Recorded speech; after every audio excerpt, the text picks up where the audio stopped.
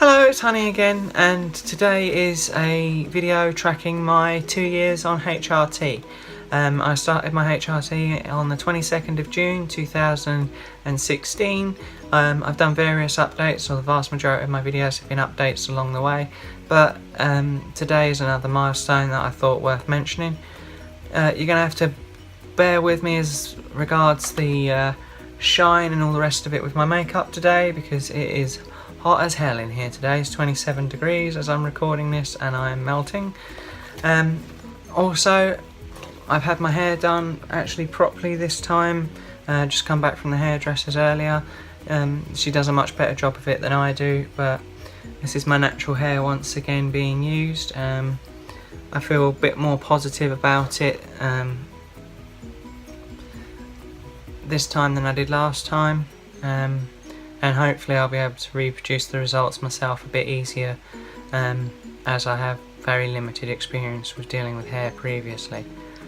So since last time I've done a video, I've had a few interactions, very positive interactions. I had run into a friend that I hadn't seen in about 15 months, since before I actually began transitioning full-time at work. She knew me previously and before, and was one of only 2 people on the entire site that knew what was going to be happening and what was coming down the pipeline. And then at the time of my transition, my job role changed and I ended up working at an entirely different place about 95% of the time. So I hadn't really been able to catch up with her, and the few times that I had been to visit, she wasn't available. So it was really nice to run into her. It was a super positive experience, and it ties into this nicely, because she did turn around and say to me the other day that if she didn't know who I was or who she was looking for, she would not recognise me, because she feels the changes have been that significant. And I think there has been a great deal of change myself over the 2 years, which I think is been positive, and I'm looking forward to the changes continuing, hopefully into the 3rd year. Really beyond that, you don't really get a great amount of change. I mean, they do still continue to change because they are hormones. They do impact on you for the rest of your life, and you will be taking them for the rest of your life. But it is a form of artificially induced second puberty, as it were. So you get the vast majority of the results in the first 2 to 3 years, and then after that, it's very much a slowed, hardly noticeable effect. So sometime in the next year, I'm going to notice that things have pretty much stopped changing, and I've already said in a few videos that I feel things have plateaued, and that things are not progressing as quick as I would like in some respects. But I guess, as I've said before as well, we always want more whatever happens. Another positive experience I've had recently, I was in a waiting area at a hospital near a maternity unit,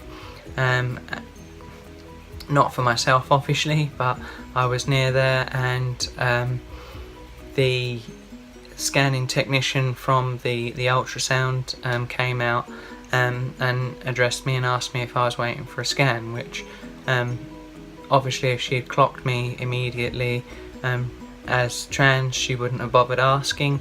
So obviously it's quite nice to get that sort of verification that you are passing genuinely, and that people are not always just going along with feeling pressured to be polite or something. That sometimes when people actually do say to you, because you always wonder, but sometimes that when people say to you, you know, "Oh, miss this," or "Hello that you are genuinely passing, that people do recognise you for who you are, and that they're not just, you know, trying to be polite or whatever. But obviously if she if she hadn't felt I was female, or she had felt that I was trans, she wouldn't have bothered asking me if I was there for a maternity scan. So that was a pleasant experience, and quite bolstering actually. As I said, this is 2 years. I've been covering my journey the whole time and giving updates, but there are effects later on, and I've already said, like, at the 6-month mark, about how it was impacting on fertility capabilities and things like that. I've also said about a year in, and function and everything and all that sort of thing. And recently I've been talking about the medical side effect that this latest side effect that I have from the T blocker, I believe, which is a sort of minor incontinence. I still haven't chased it up. I did try. I went to a sexual health clinic, an out-of-hours sexual health clinic, to see if they would be able to help me at all and do a prostate exam, because I figured it might be something that they do. Unfortunately, they said no, they don't really specialise in it. I'd be better off going to see my GP. And as I've said before, it's not easy to see my GP, nor is it something I'm comfortable with. I don't particularly like my actual GP, and I can't make an appointment with another locum doctor there, because you're only allowed to make appointments with your actual GP, and when you don't like him, that's not the best prospect. But there you go. I guess I am just going to have to suck it up and just get on with it and make an appointment in the coming weeks. I've got about 2 more months supply of hormones left before I need to complete the questionnaire again and actually have answers to Dr. Weberly's questions as regards side effects from the previous ones, and getting it checked out. So obviously when I fill out that questionnaire, she's going to want to know, did I get my prostate checked out, and the results of that check. So I am going to have to do it in the next 2 months, or less than now. Other late side effects, I can't really think of much. In terms of side effects, I don't really think I've had many. And late changing effects, I suppose fat redistribution starts a lot later than you think it would, or you notice the effects of it a lot later than you think you would. Again, when I ran into an old friend, she said, like, that I'd lost weight and that I look great, but I haven't lost any weight. But I think what it is it has definitely been shifted around. I mean, obviously when I lose weight now, I lose it from the more masculine areas, and when I gain weight, I gain it in the more feminine areas. So I expect that is why it takes longer for it to happen, because obviously you're not always gaining weight, you're not always losing weight, and in order to see any change you have to be doing one or the other, or otherwise it's just not going to happen. I obviously do lose weight from the more feminine areas at the same time when I lose weight, but when I regain it again, it only goes back on in the feminine areas as opposed to the masculine areas. So it is a slow effect. It's a very slow effect, the fat distribution and the shift in that. Hair has been tragically slow. I mean, we're having this conversation 2 years on. There are no videos or pictures of me that I'm willing to share from 2 years ago, but I had very, very, very sparse and little hair, and I was very upset with it, and instantly knew that I was going to have to rely on wigs and hair extensions even when it did improve. And 2 years on, you know, I'm sat here today, and I know I've just had my hair done by a professional, but I actually feel as if I can sit here today without any extensions or hair pieces on or anything else and actually record a video, which is somewhere 2 years ago I thought maybe I would never have gotten to. And it gives me hope that you know, in another 6 months from now maybe I'll feel a lot more positive about my hair and I won't have any confidence issues with it at all, maybe. And so that is a huge improvement for me, and it means a lot. there is a lot, and it's positive, about breaking down gender lines and blurring the lines between genders and non-binary and all this, and that's all well and good. But I think when it comes to hair, I think people still do use it as a real way to stamp their identity, whether it be female, male, non-binary or whatever.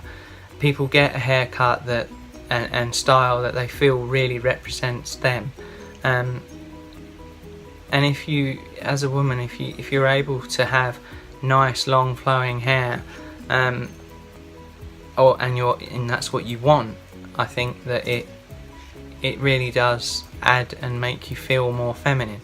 There are plenty of women out there that choose to have shorter hair, and again, it's to do with bone structure and how you look, and obviously they look just as good, but they feel your hair, the haircut they have, they feel represents them. And if you're not able to be given that because your hair won't grow or whatever, then it really does to a certain degree hurt and undermine you in a lot of ways. And it's so important, and it feels so good to actually be able to have natural hair and use it again. I'm still not going out in public much or using it for work. I'm still using hair pieces and adding extensions and things in for that, because I just haven't got the confidence that it's going to stay how and where I need it all day long, especially at work. So I still rely on other things, but for the occasional thing like this, even that's a huge step forward, and I'm really happy with the progress there. Another thing which is obviously slow going is breast development. I have had some, or quite a bit, I don't know how you view it. Again, it's one of those things where you always want more.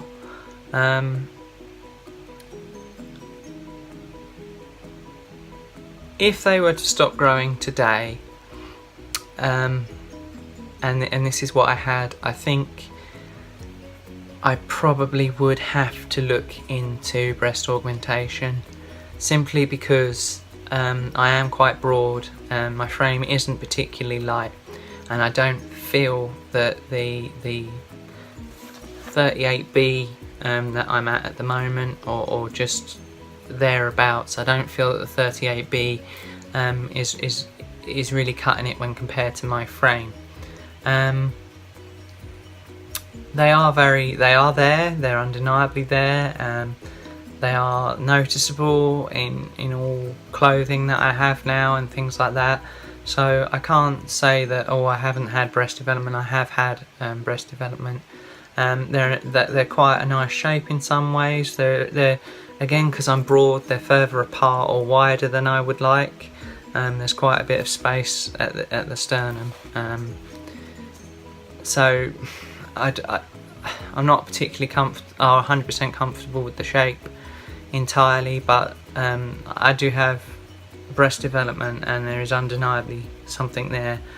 And if I'm wearing something that's tight across the chest, or a bra that helps to pull things into the centre, I can feel really good and really happy with where they are. But as I say, if they were to stop growing today, I would probably seek breast augmentation.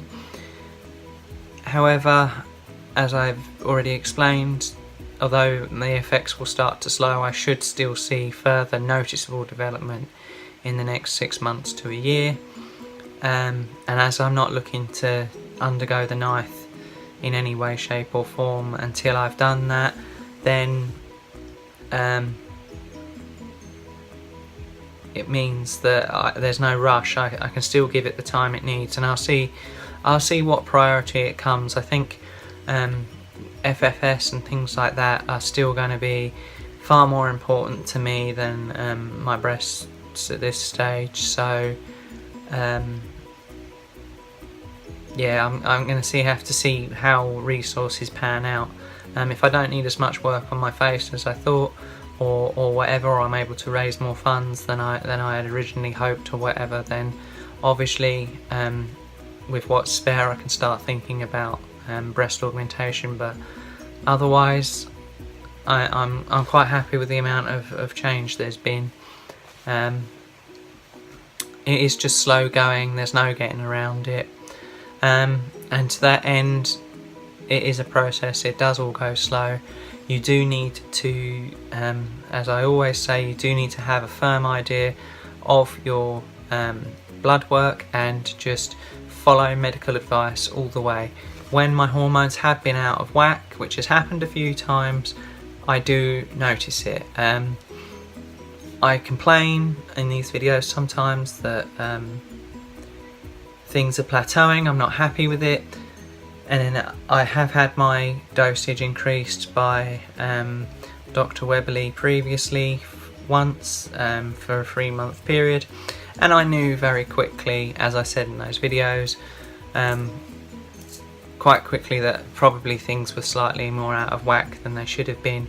I was having dizzy spells and things like that, but I felt at the time that it was going to push me, and it was going to, you know, if I could tough it out. I knew probably that my blood work would come back wrong, and it did, and it needed changing, and she immediately reduced it to what it had been previously, which she should have done, and I knew that would probably happen, which is I persevered with it for them 3 months, and I didn't get any. I don't believe I actually got anything out of it. You develop at the rate you develop. If your blood work is in the ranges that I described in the previous video and the web details that I linked out to in the previous video for the guidance, if your blood work is coming back in them ranges, it doesn't matter how much more you take, it is not going to get you any results any quicker. So it's important just to make sure that you're doing things correctly and safely, and you get the results you get at the speed you get them, and there's very little you can do beyond that. It just plays havoc with you in other ways if there's too much of it in your system. So it is best just to go at the pace that your body will let you. Previously, on a much more smaller scale, I had at the end of my last prescription, I had a patch, an additional patch left over, one of the bigger ones, and I say these things to you so that you don't make the mistakes that I do. Again, I was like, yeah, hell to it, and I stuck the extra patch on, raising it to 200 dose instead of 150 for, you know, that week. Because I had a couple of patches left over, and it just messed me up again, albeit very briefly, and with no long-term effects, I don't think. But again, I haven't seen any additional changes or benefits from doing that. The only thing I did was throw myself out salts for not the week that I was taking it, but for the latter part of the week that I was taking it, and the first part of the second week when obviously I'd removed it again. It's just not worth it. Follow the medical advice you're given, stay in the ranges that are given to you and that are worked out for you, and you get the results you get. There's no forcing it along any quicker. The only other things you can do is surgery. You know, if you're not happy with your breast development, then you need to look into breast augmentation. If you're not happy with your fat redistribution, then you can look into liposuction and fat injections and lip injections and other forms of treatment. But you're not going to get the additional results that you're looking for by doubling up on your hormones. It's just not going to do anything for you in that sense. On the note of surgery, this month I did put half the total amount that I require for face surgery into, because that's all I have, into premium bonds. I'm just going to see what over the next year what happens. It had been sitting in an ISA, not doing anything, gaining me like 1.5% or whatever it is, or 1/4% a year. And when it's several £1,000s and you just see it getting you like £5 a year, you just think, what is the point in this? You know, so I thought heck to it, and I've put it all in premium bonds, and it's going to sit there for the next year.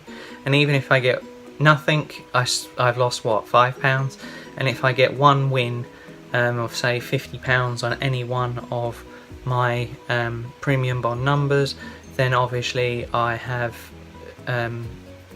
gained 10 times back the interest I would have done from having it sat in an ISA. And obviously with it being in bonds, the money's still there. I just have to wait to cash it in should I need it, and even that now with the modern computer age is a much quicker process, and will only take, you know, four or five working days. So the money is still highly accessible. It's not at any risk. It's government guaranteed. You know, it's safer than the banks to a certain degree if we have another financial crash. So it's all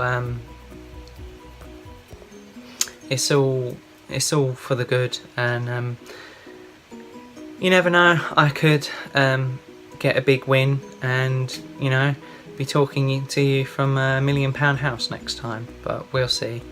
And on that note, I'm just going to wrap everything up, say thank you very much for watching. I'll continue to do videos like this and on other topics, and I hope they continue to be of some use to you. Bye!